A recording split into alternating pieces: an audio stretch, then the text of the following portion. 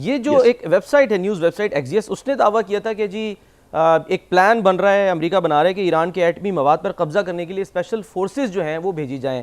अब आज पीट हेग्सेथ जो हैं वो भी कह रहे थे कि हम आज शदीद हमले करने जा रहे हैं। अब आपको क्या लग रहा है कि वो इस तरह की कोई एडवेंचर जो है वो सोच सकते हैं करने के बारे में कि जी हम ग्राउंड पे अपनी फोर्सेस उतारें, वो जाएं, कोई जैसे फिल्म चल रही हो मिशन इम्पॉसिबल या जेम्स बॉन्ड की, जिसमें जाके वो मवाद उठाएं और वहाँ से लेकर जो है वो खामोशी से आ जाएं?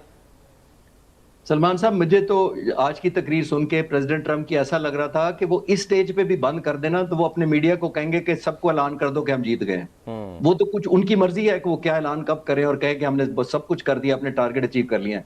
और फॉल्स फ्लैग ऑपरेशन भी कर सकते हैं कि सिंबॉलिकली उतारें, 2 तस्वीरें खींचें, बेशक न्यूक्लियर एनरिचमेंट मटेरियल मिले ना मिले, वो कहें जी हमने तो उठा के हम ले आए हैं। क्योंकि इतना बड़ा मुल्क है, 1.7 मिलियन स्क्वायर किलोमीटर, पाकिस्तान से ऑलमोस्ट दुगना बड़ा मुल्क है। तो आई थिंक ये वो विक्ट्री यूनिलैटरली भी अनाउंस कर सकते हैं। और ये न्यूक्लियर एनरिचमेंट जो मटेरियल है, इसका भी मैं सरप्राइज नहीं होऊंगा कि हिस्टोरियंस बाद में लिखे कि फिजिकली नहीं हुआ था, बस एक सिंबॉलिक सा हेलीकॉप्टर उतारे थे किसी जगह पे और फिर उन्होंने कहा ये हमने उठा लिया। लेकिन अब क्योंकि क्रेडिबिलिटी उनकी बड़ी लो हुई हुई है targeting strategy point of view से, तो कुछ भी हो सकता है। लेकिन एक्चुअल दौर मुझे ऑपरेशन बहुत मुश्किल लग रहा है, बहुत ही मुश्किल, या उनके लिए बड़ी फेटल होगा उनके लिए लॉसेस के पॉइंट ऑफ व्यू से।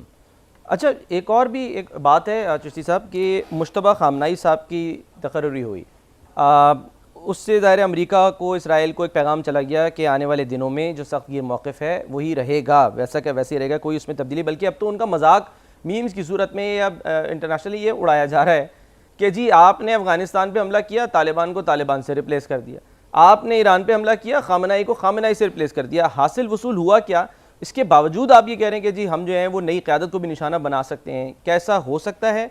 खामनाई साहब जो आए हैं नए रहबर, उनसे मुतालिक प्रोपेगेंडा भी जो है वो किया जा रहा है, वो सब क्या हो रहा है? एक क्विक ब्रेक लेते हैं, फिर हम वापस आते हैं। ब्रेक के बाद हमारे साथ रहिए।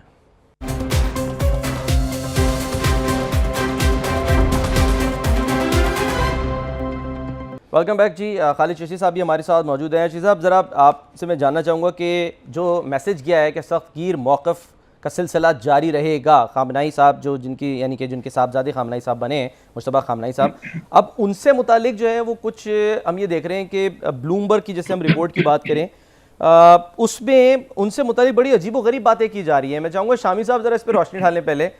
शामी साहब, सर हम क्या समझें, ये प्रोपेगेंडा है कि अभी वो रहबर बने, इस तरह की खबरें निकाल के दी जा रही हैं कि खुदा न खास्ता जैसे वो प्रॉपर्टी टाइकून है, लेकिन वो ज़ाहिर है रिपोर्ट कर रहा है, ऐसा एक जरीदा तो हमें मानना पड़ेगा या नहीं? नहीं, उनकी रिपोर्ट है कि डोनाल्ड ट्रंप जो हैं, क्योंकि वो भी एक प्रॉपर्टी टाइकून है, तो रियल एस्टेट में उनकी बहुत बड़ी इन्वेस्टमेंट है, बड़ा कारोबार है, और उनकी वर्थ जो है कोई 7 बिलियन डॉलर के करीब है जी। तो इसी तरह वो कहते हैं कि जो मुश्तबा खामनाई हैं वो भी रियल एस्टेट जो है उसका बिजनेस करते हैं, और उनकी वर्थ जो है कोई 135 मिलियन डॉलर के करीब बताई जा रही है। 138 मिलियन कहते हैं कि ईरान में भी 138 जी, और मुत्तहिदा अरब अमारात में भी, और दुनिया के मुख्तलिफ ममालिक में भी उनकी रियल एस्टेट का कारोबार है और उनकी जायदादें हैं। और साथ ये भी कहा जा रहा है कि जायदादें बेनामी हैं, उनके नाम पे नहीं हैं। तो हमारा ये तो फिर बड़ी तहकीक तलब बात है कि किसके नाम पर जायदादें हैं और क्या उनका कारोबार खुला कारोबार है, खुफिया है। और ये भी कहा जा रहा है कि जो जब ईरान का इनकलाब आया तो बेशुमार जो थे लोग, उनकी जायदादें जो थीं ज़ब्त की गई थी, और वो जायदादें जो हैं उनको मैनेज करने के लिए फिर ईरान के एक कंपनी बनाई थी। अब कितना वो मामला सरकारी है, कितना गैर सरकारी है, कितना ये झूठ है, कितना ये सच है, मेरा ख्याल ईरान की तरफ से भी इसकी कोई वजाहत आएगी तो तभी देखा जा सकेगा।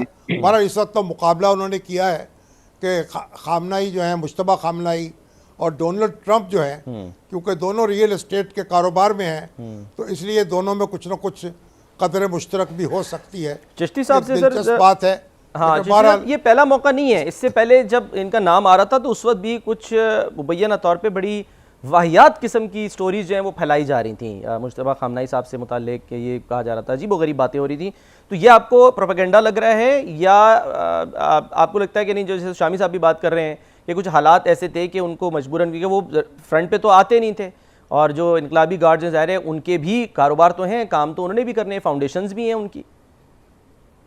जी, बुनियादी तौर पर सलमान साहब देखिए, मैं बिल्कुल क्विकली हिस्ट्री से कवर करूंगा कि जब शाह ईरान का डिपार्चर हुआ था, तो जो रेगुलर उनकी फोर्सेस थी, उनके जनरल्स और टॉप लीडरशिप को बड़ी शक की निगाह से देखा जाता आयतुल्लाह खुमैनी के ज़माने में। और बुनियादी तौर पर यह शक किया जाता था कि शायद लॉयल्टी कॉम्प्रोमाइज़ है इनकी और ये शाह के साथ लॉयल हैं और कहीं हटा ना दें या खुदा न खास्ता शहीद ना कर दें आयतुल्लाह खुमैनी को। तो उस वक्त उन्होंने ये पासदारान इनकलाब बनाई थी कि एक पैरेलल कंट्रोल होना चाहिए। जब ये बन गई फोर्सेस, इस वक्त तकरीबन 2 लाख उनकी तादाद है, रेगुलर आर्मी उनकी 4 लाख के करीब है। तो जब ये बन गई तो फिर उन्होंने कहा इसको सस्टेन कैसे करेंगे, तो फिर इनको कारोबार की इजाजत दी गई, फैक्ट्रियां इंडस्ट्रीज लगाने की कोशिश की, रियल एस्टेट में ये सारे आ गए पासदारान इनकलाब, तो वहां से पैसा आना शुरू हो गया। जाहिर है उस पर करप्शन के इल्जामात भी लगे। अभी कमिंग बैक टू फोकस के आपका सवाल थोड़ा सा हट के है, वो आपने ये पूछा कि ये प्रोपेगेंडा है या दूसरा है। देखिए सलमान साहब, जब भी इस तरह की लीडरशिप आती है जो रोल मॉडल कहलाए, कम से कम आयतुल्लाह खामनाई की मैं बात कर लेता हूँ या आयतुल्लाह खमीनी की बात कर लेते हैं, ऑलमोस्ट 45 साल 47 साल से तो 2 ही लीडर थे। तो होता यह है कि आप लीडर की जो एक बॉन्डेज हो वो बॉन्डिंग खत्म करते हैं लोगों पर, वो प्रोपेगेंडा के जरिए होता है, आपका ट्रस्ट खराब किया जाता है, आपकी कैपेबिलिटी को डाउट किया जाता है। जब खास तौर पर सक्सेशन में आ गई है तो इन पर प्रोपेगेंडा जरूर करेगा यूरोप। और वो क्यों करेगा? उनको लगता है कि एक यूनिटी ऑफ कमांड यही है, एक रियल होप यही है, एक सिंपथी इनके साथ है लोगों की, और एक अगर कोई निकाल सकता है और अमेरिका के खिलाफ स्टैंड ले सकता है, हमें इस क्राइसिस से निकाल सकता है, तो फिर यही है मुज्तबा साहब। तो आई थिंक ये वो एक प्रोपेगेंडा का हिस्सा है। बुनियादी तौर पर क्लोजिंग में मैं सलमान साहब इस सवाल के जवाब को ये कहूंगा कि देखिए, एक होती है आपकी सलाहियत, लेकिन ईरान की सलाहियत तो बहुत कम है। वो चीज जिससे लड़ रहा है वो है उसका हौसला, और हौसला आता है आपको लीडर से।